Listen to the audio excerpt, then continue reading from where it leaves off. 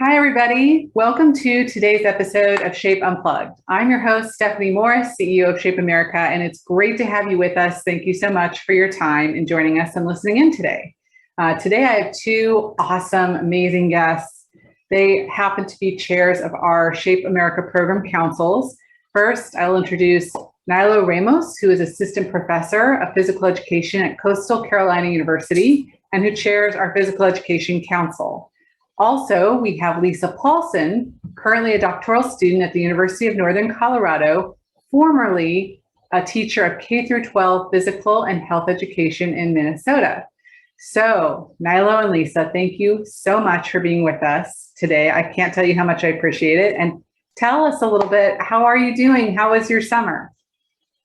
Hi, Stephanie. Thank you for having us. My summer was great. Considering the COVID, I was able to actually go home, visit family in Brazil. So it was good to kind of relax a little bit. But at the same time, was back here, taking care of the house, spending some time trying to relax, doing some physical activity during the summer. So it was good and prepared. I was preparing to, of course, start the university, the semester right, because now we are having students after such a long time doing kind of hybrid instruction. So now I was very excited to get the year started. Yeah, Stephanie, thanks for having us. My summer was good. I spent a lot of time teaching tennis, which allowed me to be back with kiddos and outside, soaking up sunshine and getting some physical activity in, as well as having a lot of time with my daughter and preparing for this new adventure at the University of Northern Colorado and their PhD program. So busy. That's fantastic. I'm so glad to hear that both of you had good summers. I'm sure that for many of those listening in right now, they might be curious about Shape America's program councils. So for those who don't know, I'll pause and share that we have 5 incredibly amazing, prestigious program councils: our Health Education Council, our Research Council, our Physical Activity Council, Physical Education, and our Professional Preparation Council. So can each of you, Nilo and Lisa, please share a little bit with our listeners about your respective councils and what your major priorities or major activities are for this next year? Sure. So the Physical Activity Council has been really busy actually this last year, and looking ahead, we'll remain busy. We work on a variety of different shape initiatives. Primarily over the last year, we've done a lot of work with Michelle Carter and on those mind and body calendars. And now I'm so happy that the PE Council and the Health Ed Council are also on board. And so, folks are getting a little bit more of a variety of different expertise areas, and hopefully that will better serve our members too. But that's been really great to be involved in those calendars. Also, most recently, we have been working on the Physical Activity as Punishment position statement, which we had an amazing, passionate task force that was so hardworking and paid so much attention to detail that I'm really excited to see the work that we put out and how we can continue to advocate for physical activity as punishment, both withholding and administering, and best practices there. So more position statements and different work to come. The Physical Education Council, again, as a council, we tried, of course, to further the profession, right? Improve the profession for everybody. This past year, and actually this year, we have been working on documents as well. We work on the facilities and equipment document, which we almost finished. Then we picked up again. Now we are trying to start with the instructional technology and physical education document. This is our next big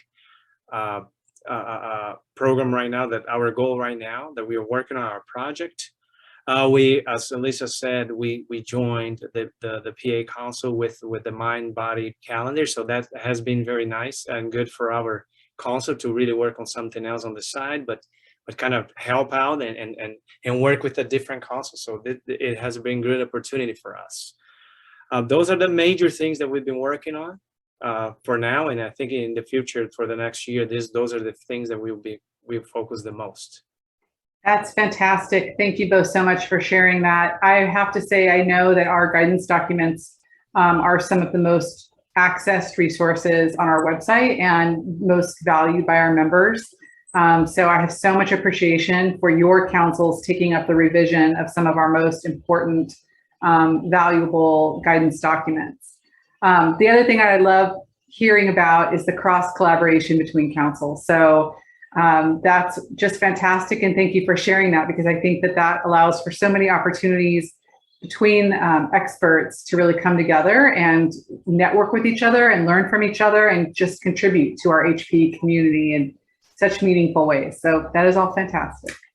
I'm sure that for both of you, coming out of last year and learning and experiencing so many different things in the midst of huge challenge has really impacted your thinking about going into this next year. So can you share with us a little bit about, as we go into next year and we know we have Shape NOLA ahead and so many other things, what are you most hopeful for in terms of the impact your council will make on behalf of the HPE community?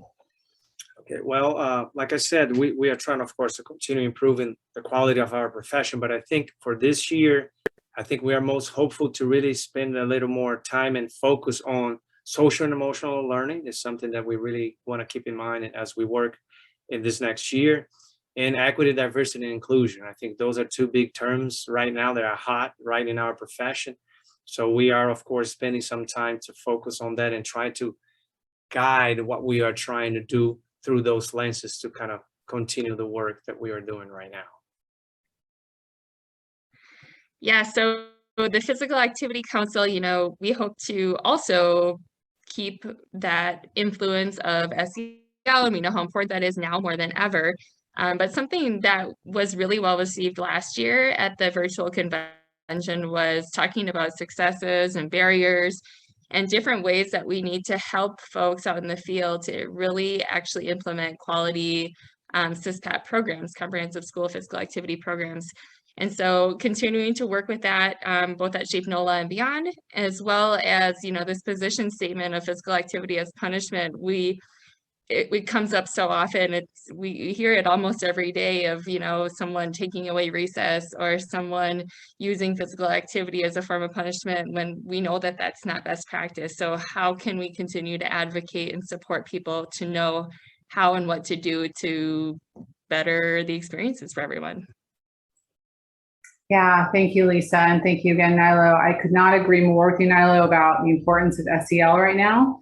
Given that we know every student in this country has experienced some level of trauma because of COVID. So I have so much appreciation for that in particular, as well as the focus on advancing equity, diversity, and inclusion within our community.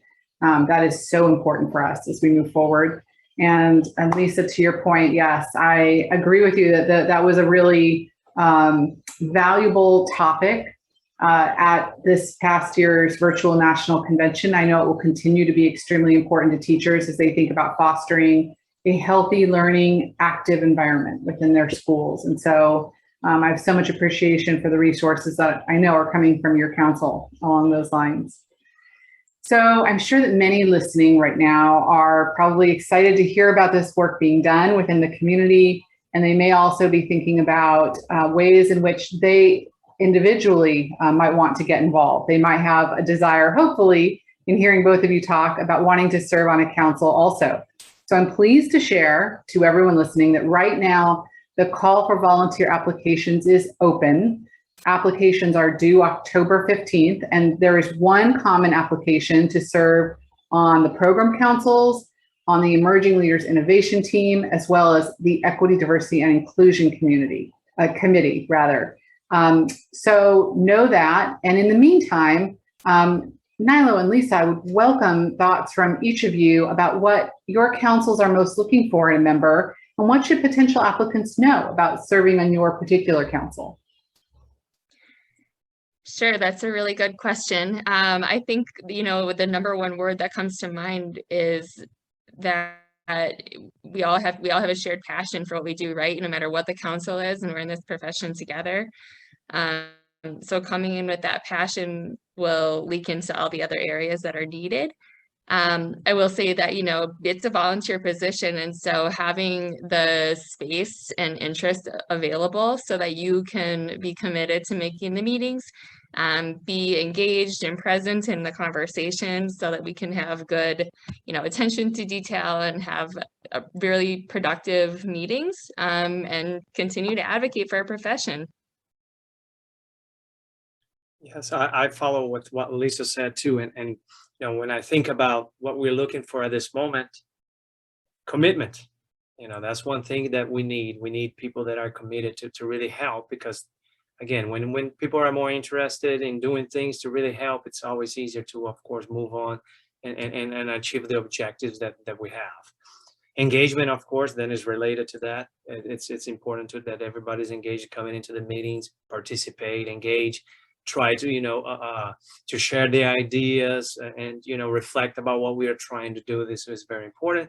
Then, of course, diversity. That's something that we are looking in our council as well. Is something that we're trying to diversify our body, right? So different areas that we work on, different backgrounds, different ethnicities, everything that we think will make it a more a better reflect, right, that what we have in our society. And of course, ideas. That's another thing that I want people with. We would like to have in our council people with ideas, open to come in and contribute, not just sit there and just be a part, but really try to contribute to the group. Absolutely. That is so well said, Nilo, and thank you so much for that. And Lisa, also, thank you so much. Both of you, I think, were spot on and had such good things to share for anybody thinking right now about possibly applying to be considered for council service. So thank you both again so much for being guests, for your time, for your contributions as volunteer leaders. Any last words for those listening today? Well, one, thank you for having us again. That was a nice opportunity to kind of share what we do. I think it's important too, so people know. And I guess my last words would be, try to get involved, try to engage. Again, we are a profession that we need people to be engaged, to advocate for what we do, because that's the way we're going to be able to improve the quality of our professionals, and of course, improve our society. Yeah, I 100% agree with Nilo.